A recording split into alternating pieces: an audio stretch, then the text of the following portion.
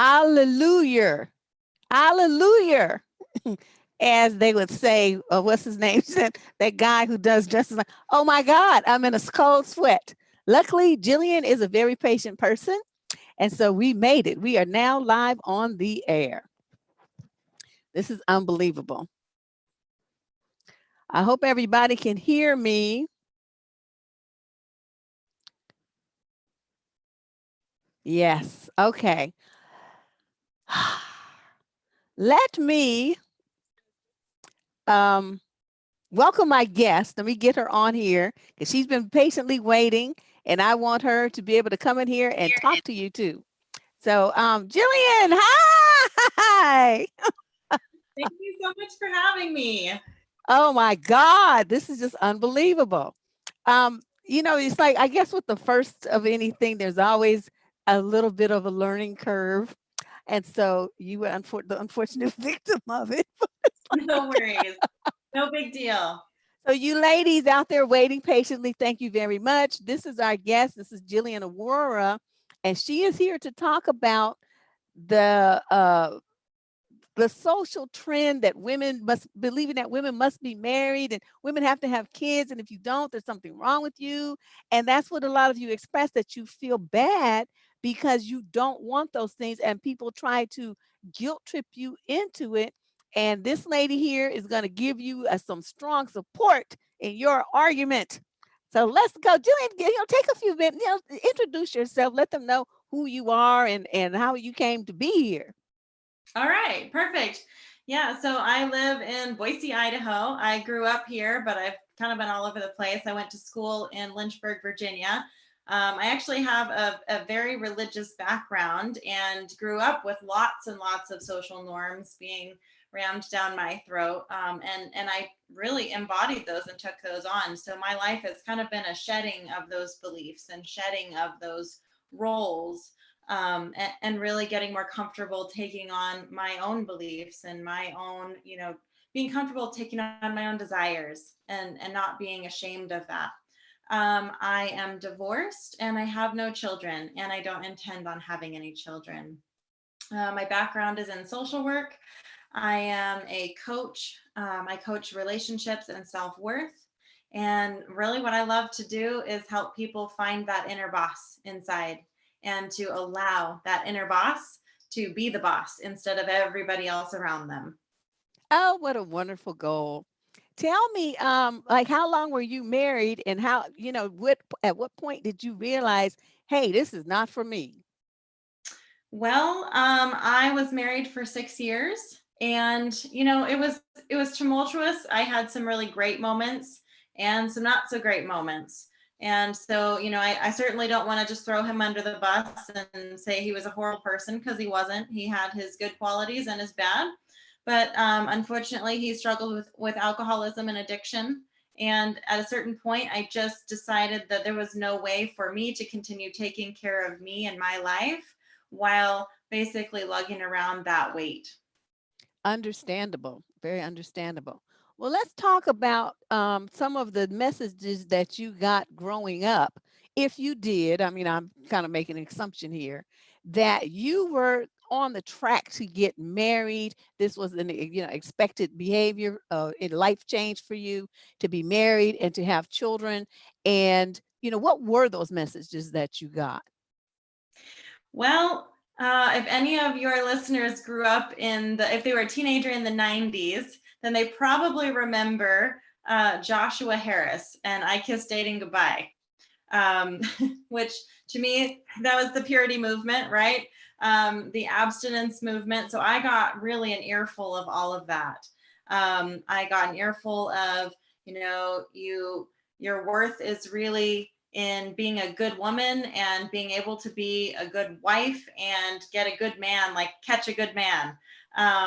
So, so I got a big dose of that.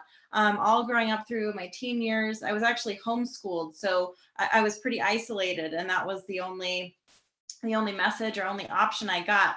And I guess I'll kind of veer off into a little extremism here. I was pretty like we were almost cultish, and we believed in courtship, which is the I kiss dating goodbye. So I remember sitting in the basement while a young man, when I was about 16 and he must have been about 17, he asked my parents permission to court me and had to tell them that his intention was to marry me Oh before my he even got God. to At know 17?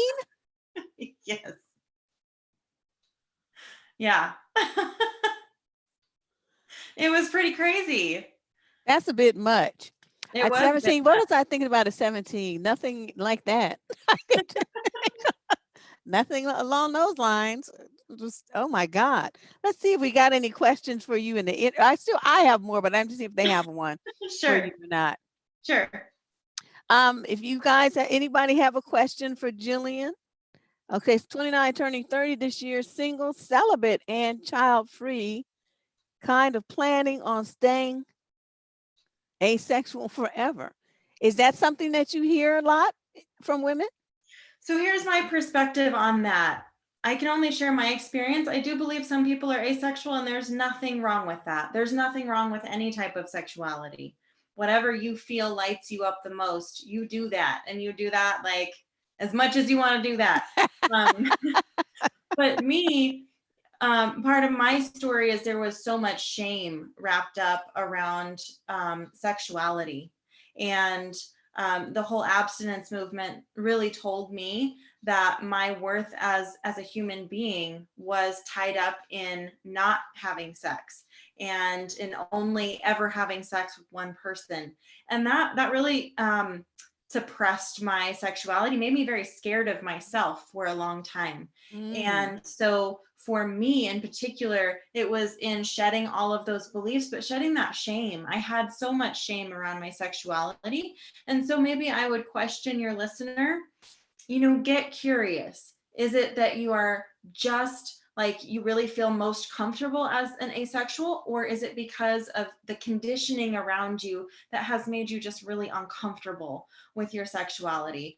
There's a really great book for women, and I would encourage men to read it too, but it's about women, and excuse the title, but it's called Pussy, a Reclamation. Oh my God.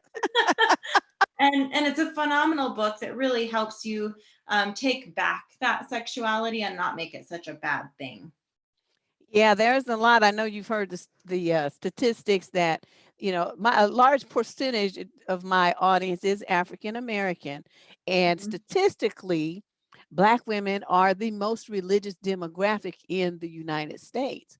So when you put, the vast majority of them are Christian, the second part, I guess, highest is Muslim.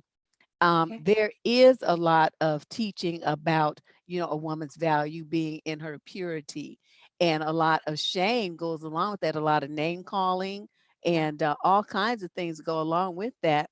So, these ladies, they have to fight that as well. I was never religious, so that's a fight I never had to fight. But to have to go through what you had to go through too, in order to just feel like a person that can enjoy doing what it is they want to do without having to hide it and feel ashamed of it. It's unbelievable. Yeah. Yeah, I remember some of the purity movement when I was a teenager. A lot of times they would use examples like food, like a lollipop that's passed around the room. And at the beginning, at the beginning Oh my of God. the demonstration, everybody wants the lollipop, and then after everybody has licked on it and spit on it, then nobody wants the lollipop. And that's supposedly the woman that's been dated multiple times, not even necessarily having had sex with multiple people, but just having given her heart away too many times.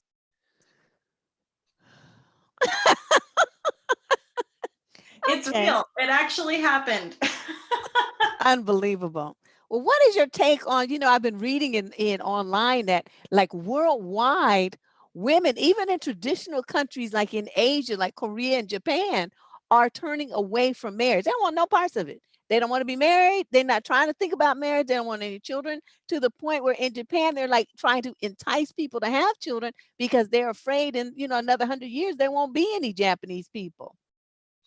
And I don't know the the specifics of Japan, but I do know that as like worldwide population, we have absolutely no issue in that area. Like I mean, we have so much rapid growing population. We're at 8 billion people in the world.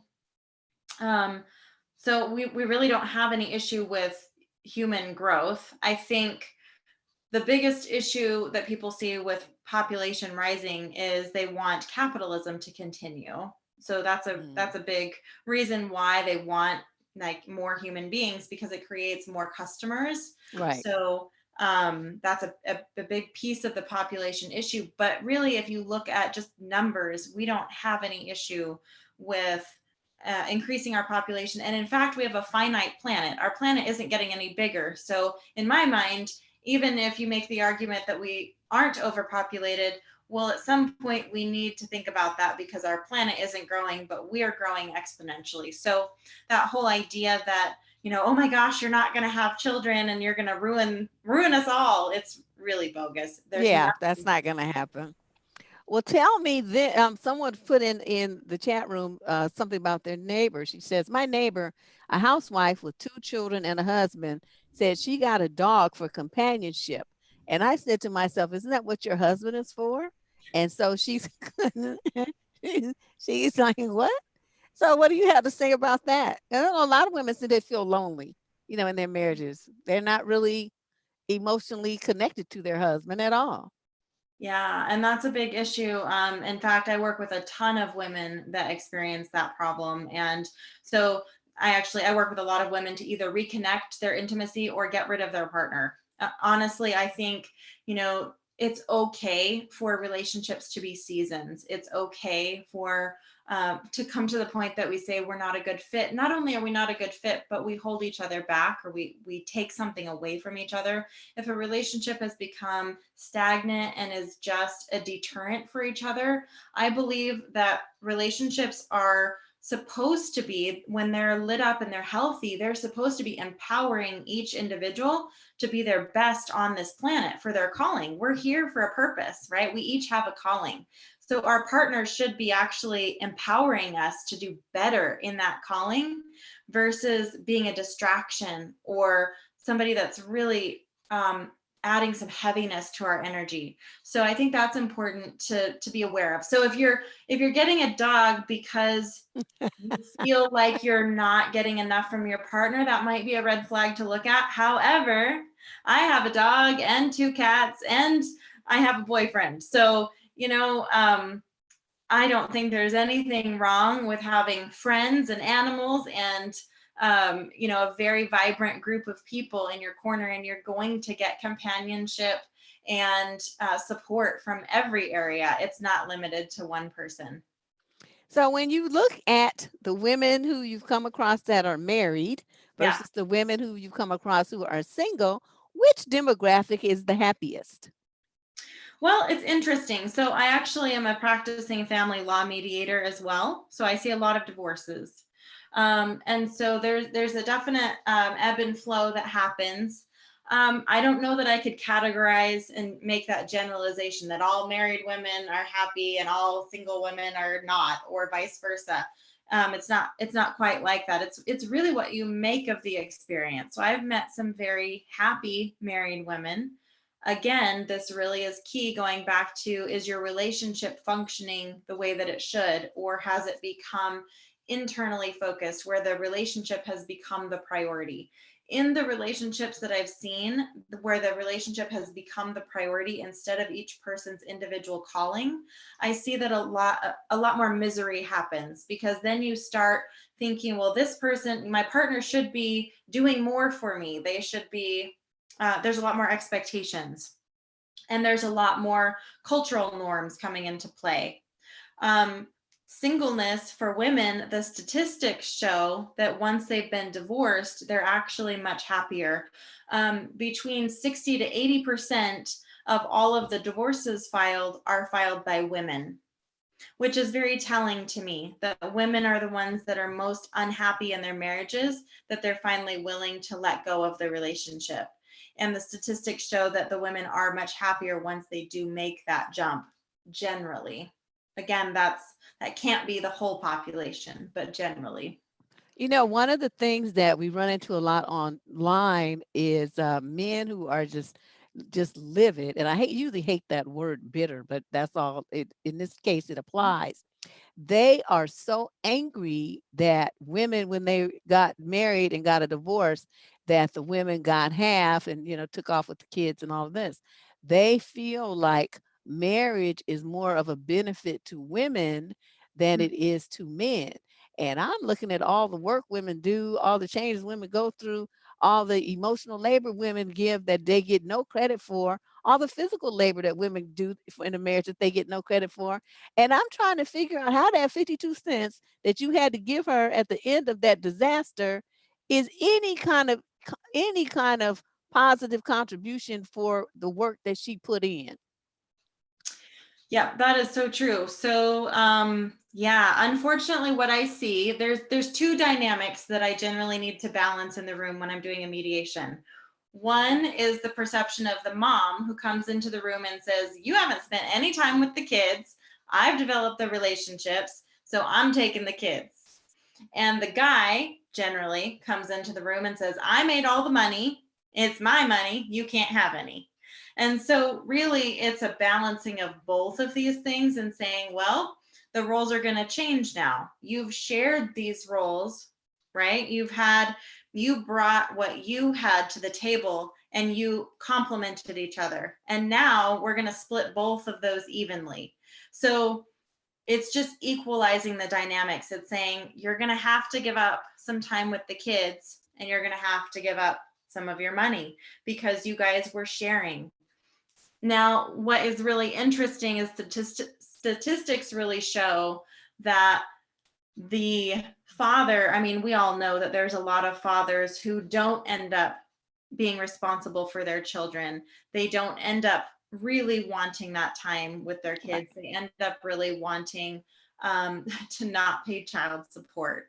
And even the women that do get granted child support, a lot of men still don't end up paying it. They end up skirting around it. So, I mean, for men to complain that they're getting the short end of the stick is really funny to me.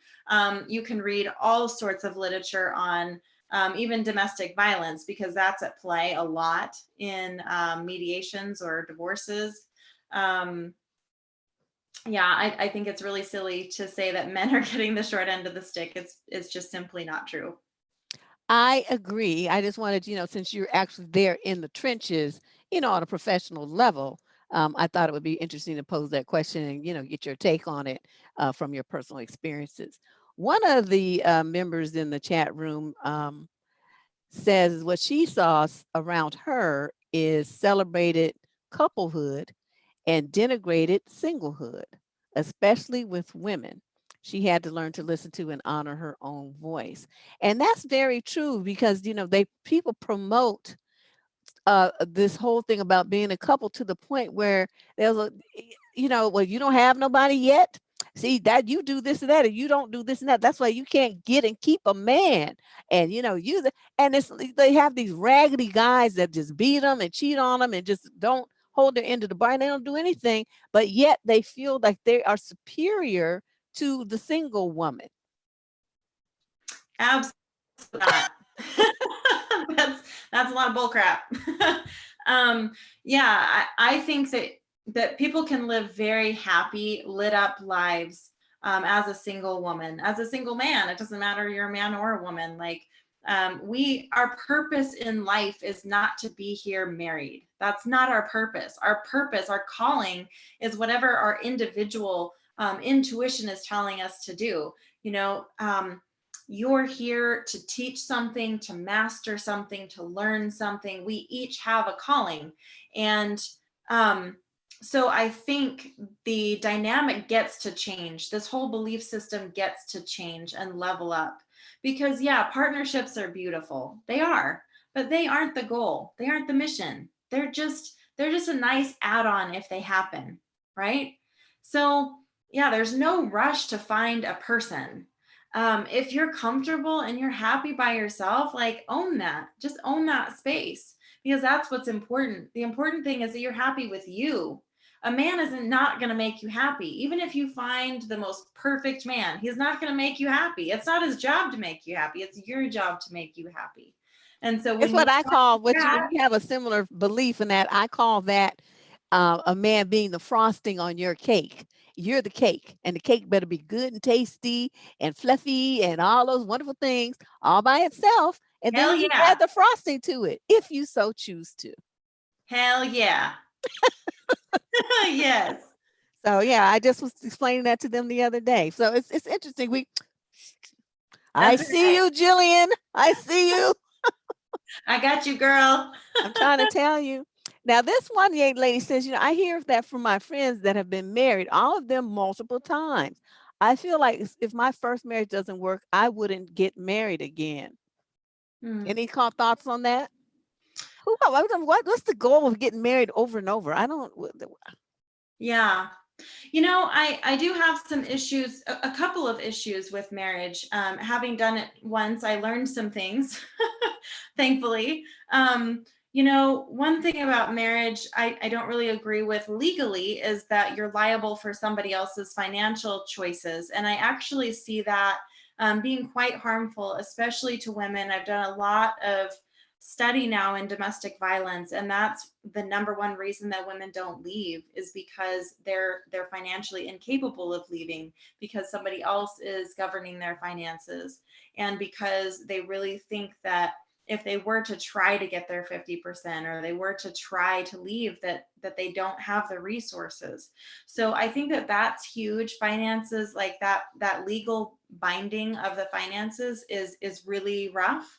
I also think vows really get to change. The whole paradigm of no matter how miserable you are or how miserable I am, I will stay with you forever, I think is a really dishonorable agreement. I think that I can't tell how this person is going to change or how I'm going to change. I can't know that because I'm constantly changing and they're constantly changing. And so I don't know that I would throw out marriage entirely, but I think there are some things that do really get to change. And I think we get to change how we view another person, and maybe not viewing them as a forever. Like, I think that can be a great intention, that I'm going to stay with you forever, knowing that if at some point one or both of us is miserable and not operating in our gifts because this relationship is weighing us down, that I will release you with love. To me, that is love, not saying I'm going to hold you down and keep you no matter what happens. Well, I think about Liz Taylor in situations like that. How many she was like married like 9 times and twice to the same guy. And, she just seemed to have no problem moving on. And I just think about that, when people say that they have to stay in a relationship that's making them miserable. Like, well, be like Liz Taylor. Just move, just move on to the next one. I don't see what the big deal is. That's a lot of hassle to me, though. I do think, especially I just changed my name to something I wanted it to be, because I'm not going to have a man's name tied to me for the rest of my life. Oh, And I just think the women that do get married over and over and take on somebody else's name, that's such a hassle. yeah, I'm not doing all of that.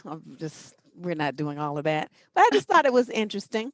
Now, this young lady says, whenever I discuss my plans for my future, someone's quote helpfully reminds me to add marriage and children. Marriage is not that important to me, and I don't want kids.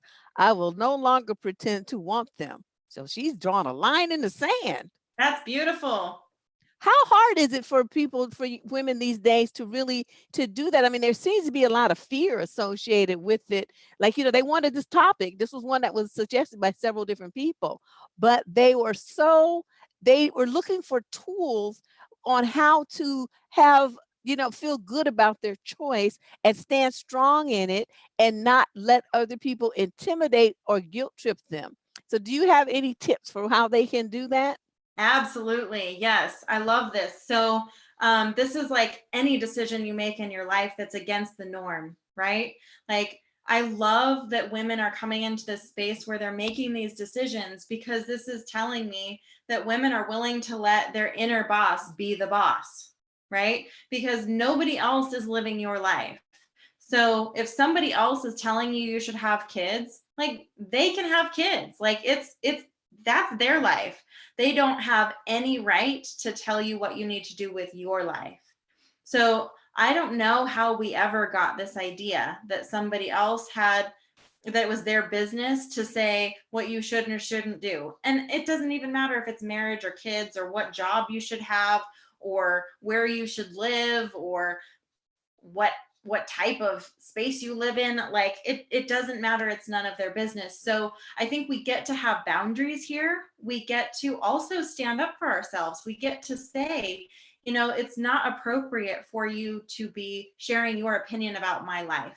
Please stop. So I think asserting our boundaries and telling people that that's inappropriate, that is what is eventually going to shift this whole dynamic. And I am so thankful for these goddesses that are willing to stand up and be alone. Really, they're willing to stand alone for something that they believe in, instead of copying out to what everybody else thinks that they should be doing. It's so bad, Jillian. Sometimes you go on a date with a guy, young women. I mean, there are a lot of single parents. I admit that. But the guys, it's like the women get charged with a crime if they are a single mother. And likewise, they get charged with one if they don't have any children. Because then if you don't have any children, well, what's wrong with you? Why are you so selfish? All women should have children. Children may mean that you're a giving person and that you'll be nurturing and take care of other people. All you want to do is shop and just be by yourself and just be thinking only of yourself. Oh yes, I've heard, you hear these things. But so if you're, in a situation like that, I mean, you might want to date, but that doesn't mean you want to get married and have children. In that dynamic, do you have any suggestions for the ladies? Yeah, I love that whole accusation. You're so selfish. Uh, why? I don't even understand the idea that that is selfish. So I think that gets to be questioned, because here's the deal: we have plenty of children on this planet. Like, we have plenty of children. It is not selfish to say I don't want to add more children to this planet. There's fostering, there is adoption, there's all sorts of ways that we can take care of children that are already here without having our own. So there's really no need to bring in more children. And the idea that we just want to shop and do whatever, that's funny. I wish that was the life I lived, because I have no children, but it's not. And I also think there's so many ways to serve this planet. It's really demeaning to be told that the only way that I can serve this planet is to have children. I think that that is a load of bullshit, because I know that I operate in my gifts, and it's not mothering, it's not nurturing, it's offering truth. It is helping women identify what they want and then giving them permission to have it. That's my gift, and everybody has something different. And I do not believe that women are diminished to only having children and that being their only calling or only gift. I think that that's so old school. That is the paradigm that we've had for thousands of years, and we get to let go of it. We have freedom today. It's really interesting because, since I've been on the internet for such a long time, one of the dynamics we run into a lot is these young guys lamenting that women don't know how to be wives anymore, and that we aren't like they were in, the old days, which they're talking about the 1950s sitcom, 60s sitcom era, where they're taking these make-believe things that were on television and thinking that that was real life. So, that's another story. But I, as a child, can recall all the mothers who were stay at home, and these women were depressed. They were depressed. Remember that it was a movie called Valley of the Dolls, and it was made in well, I couldn't see it because I was too young. But when I got old enough, I was watching it, and all these women were on, like, take pills in order to deal with their depression of being their goals stymied, their lives just shut into a role that they were locked into of being a wife and being a mother and being the socialite, and none of them got to do what it was they wanted to do. Yep. And I think, these young guys aren't really understanding that that was a prison for women. Nobody trying to go back to that. I mean, they really are really pressing, these young girls that they need to learn how to be wives to them. Yeah. So unfortunately, yeah, this is a dynamic that actually very much scares me, because we're talking about old school ways where, there was no recourse for women who were beat in their homes until about the 80s. And it wasn't even taken seriously until about the 90s. And that's not very far. That's not very far away from now. Right. For a long time, it was legal to beat your wife just like you would punish your children. Women were just property. I mean, yeah, if men want to go back to that, then I think that says something about their character. I have no interest in dating a man who is going to view me as a piece of property. And so that's where we get to, as women, we get to value ourselves enough to know that I'm worth having a relationship where I'm treated as a human being. I'm treated with dignity and with rights. And I'm not a piece of property. And so that is where that line of thinking comes from, is that a wife was a piece of property that was supposed to be kept in line. And no matter what the cost or what the consequences were, you put her in line, even if that meant using violence or really horrible words. And unfortunately, there's still a lot of that that's around today. Domestic violence is alive and well. And so I just want the listeners to make that connection, that thinking of that old paradigm of how women were supposed to be comes from the idea that women are property and men are entitled to our bodies, our time, and our effort, and our I agree. resources. And they're I not. agree. And that's what we're battling against. And it just seems like these guys haven't made the connection that that's why women don't want to marry you. So you're looking at, well, they don't know how to be wives. They probably do. They just don't want to be bothered with you. And they want to, Yeah. you know what I mean? Let's be real here. Yes. Nobody's interested in that crazy conversation you're talking, sir. Oh, here's a question for you. Okay. Jillian, do you find that some women parade motherhood as something you are missing out on? Yes. Yes. I have certainly had that accusation that you could only know if you had children what you're missing out on. And there's no way that I can say that that's not true, because I'm not going to experience that. So I don't know. But I do know that I've had the pleasure of working with many children. I don't dislike children. I've been in the field of social work for a long time. I worked with kids.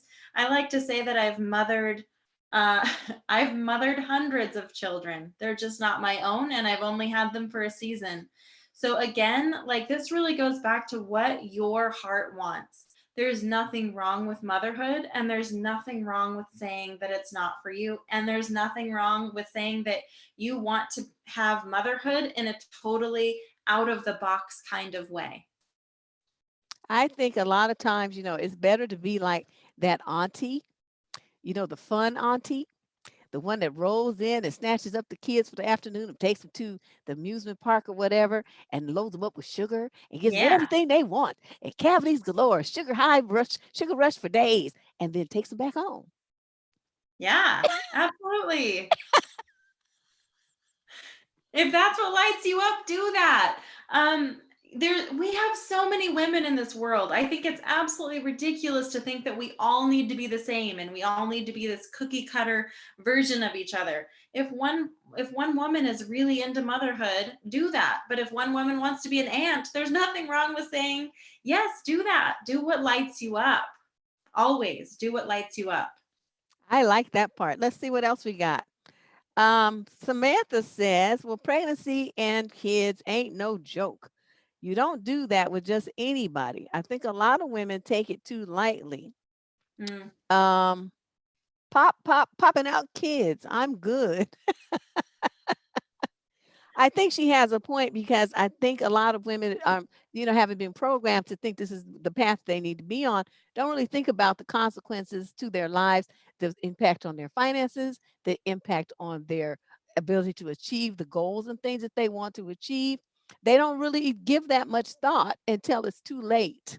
And then they're sitting there, looking at these children like, oh no, what have I done? What tips can you give women to, on how to kind of process this and figure out is this really what you want, or are you just following a script that someone gave you? How can they look at this and make a determination in their own best interest? yeah. So I think as women, a lot of women sit in my office and they say, why is it so hard? Why is it so hard for me to take the concepts that we talk about and then apply them to my life? Why is this? It makes sense. Why can't I do it? Why is it hard? And I always remind them where we're coming from. My grandmother couldn't open a bank account in her name, right? Wow. My the woman that co-hosts my podcast, she's in her 50s and she couldn't have a credit card in her name. This isn't it's not an issue. We haven't had freedom for very long. And so I think when I'm looking at women who have made choices based on this old paradigm of I'm supposed to be this good mom, I'm supposed to be this good person, I'm supposed to be a good wife, I'm supposed to be a good child, whatever the paradigm is, what I always encourage them to look at is, even if they've only made the leap to where they're aware of the problem and they're aware that they've made the choices that they have for the reasons they have, that's still progress. Now, yeah, you're in a pickle. If you've got children, you are responsible to raise them until they're adults. And I don't think that's really any different than seeing all sorts of other choices that we made in the past that we're responsible for today. And it's a learning process. And that was your gift. And I believe we come here to master and learn certain things in this lifetime. And so that was part of your journey. Part of your journey was having children. Now, what you can do is you can empower those children and you can teach them a new way. And you can teach them it is okay to be single. It's okay not to be married. It's okay not to have children. You can teach them to follow the inner boss instead of everybody else's rules for you. So, I mean, you do have an impact.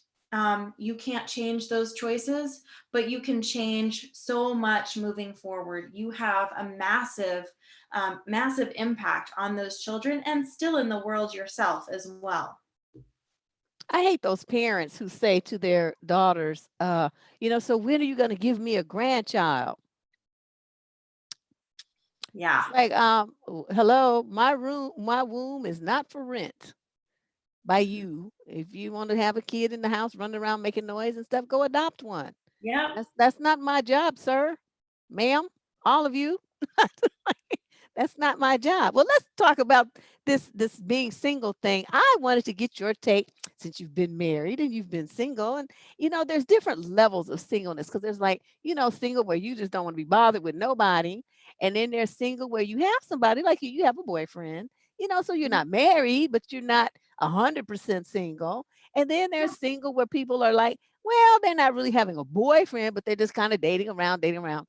But in the bottom line, when you come on down to it, there must be some great advantages that women have told you that they have found when they're single versus when they're in a couple. Can you share some of those revelations? Yeah, I think there's benefits for all of it. And again, it comes down to your personal preference. So, if you feel like you don't want to be committed and you don't want to be tied down, there's nothing wrong with going on casual dates with people. And then I think some of us are drawn to more intimate relationships. There's a great book called Attached by Amir Levine, and he talks about the different attachment styles. And some people really prefer having, like, there's an anxious attachment style where you want to attach to someone very quickly and you want a committed relationship. And then there are some people who are more avoidant, where they really prefer more of the casual relationships and they don't want to be bothered by too heavy of intimacy. So I think it very much comes down to your personal preference, and there's nothing wrong with any of them. It's just knowing yourself, and then also knowing who to get tied up with.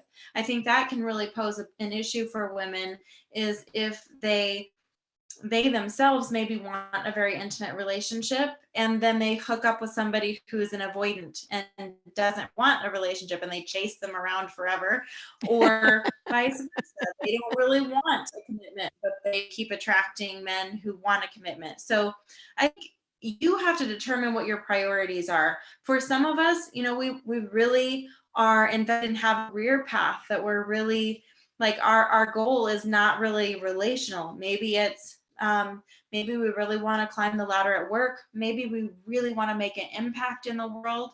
Like, there's nothing wrong with having a goal that doesn't have anything to do with relationships. And I think that that has kind of been a judgment towards women, is that if you aren't pursuing a relationship and you aren't fully invested in making that your highest priority, that then there's something wrong with you and you're just selfish. I think we get to drop the selfish taboo. I think there's nothing wrong with being selfish. I think selfish empowers you to be the most tapped in, tuned in, turned on person, and allows you to be the most loving version of yourself. So I think we get to determine what is best, what's best for me, and how am I going to serve the world in the best way, not just how can I be in a relationship. Well, this is really good. Do you guys have any quick questions for Jillian? We don't want to keep our guest forever. She was very patient while I fumbled around with my technical difficulties. But we can take another question or two. In the meantime, Jillian, I would like to ask you, as we leave this chat with, women who are trying really, really hard to feel good about their choice about being single, or maybe they don't necessarily want to be single, but they're making the best of it while they are. Do you have any words of encouragement for them? Yeah, don't settle. Keep your standards. You're worth having your standards. And, I often will see women say, or I will hear women say that they have standards, but then they don't enforce them. There are a lot of talk. They say that they respect themselves. They say that they require respect for themselves. But then I often see them kind of let those things slide, and they excuse a lot of behavior from men. I'd really encourage you, don't just speak having standards, have standards, which means you hold your space in a manner that whoever doesn't measure up with respecting you, you release them. No questions asked. Like, you deserve that. You really do. And when you hold that space, the men around you will start to level up, because the thing is, we've let them slide. We've let them be really disrespectful and have behavior that's unacceptable. And because we've tolerated and allowed it, it's continued. So what honors you honors everyone. And I really would love for you all to hear that, like, hear that so deeply. What honors you honors everyone. Do you hear that, ladies? What honors you honors everyone. And you're worth it. You can have standards, you can set boundaries, and you can tell men no, and you can peace out a relationship if it's not meeting your needs. I tell them that all the time. That's, to me, is like the one criteria. If he's not giving you the relationship that you want, whatever that is, whatever that is, you set that standard, then Yeah. it's peace out. Yes, To me, that's that simple. it is. Well, I think everyone is giving you much props in the chat room, saying that this chat was excellent, that you're awesome. Thank you. You're awesome. You're so cute. I just love this. This is great. I'm glad it worked out in the end, and so that we got ourselves online. I really Yeah, appreciate your patience as I struggle through that. And sure. I'm very, very glad that you reached out to become a part of our third annual Debruary. 2020. And I'm going to keep your information because I think I'd like to have you on again next year. If I that's love okay. that. Okay. All right, you guys. This is Jillian Aurora. Tell them where they can find you. They want to find out some more information about you or participate in some of the things that you may do in their area. Absolutely. You can find me at goddesslifecoaching.com. I own Goddess Coaching. And I also have a podcast called Braveheart Conversations. And in that podcast, we talk about, it's all about relationships, and it's really about being your brave self. It's having the difficult conversations with your partner or family members or whoever you have in your life. And then I also today just launched a webinar series about boundaries. So it's a 6-week course. It's all online, so you can be anywhere to access that. So all you need to do is go to goddesslifecoaching.com/webinars, and you can check out more information there. Excellent, excellent, excellent. Well, I appreciate you coming through, and I will put your link to your site in the show description after the show, of course. But Excellent. thank you so much, Jillian. Thank I'll you. talk to you soon. Okay, I appreciate it. Bye-bye. Bye-bye. All right, you lovely people. That was, yeah, she was great. Wasn't she great? And I like her energy and, so enthusiastic and positive about this.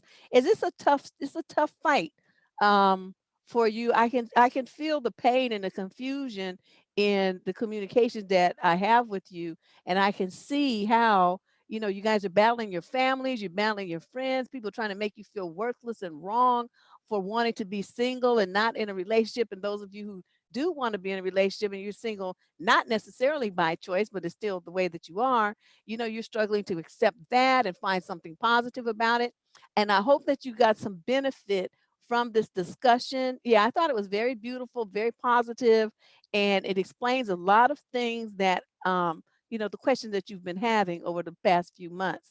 And all in all, it was really, really good. We'll be talking some more about relationships on Saturday when Joyce comes through. That's the woman who's been married for 52 years with the same man since she's 13 years old. 62 years they've been together. I can't imagine. I can't even stay with somebody for 62 days. So I'm just like, this is just unbelievable to me. But she'll be here on Saturday, and then tomorrow is Face Palm Friday. So I'm still accepting your articles or whatever you find online that you want to talk about, so we can have a good laugh about that. And that will be tomorrow, 6 o'clock. Just email your comments or whatever you want me to discuss to survivingdating@gmail.com. All right. So I will see you, all you lovely people, tomorrow night. You go out and make it happen, make the magic happen. I'll see you soon. Bye bye.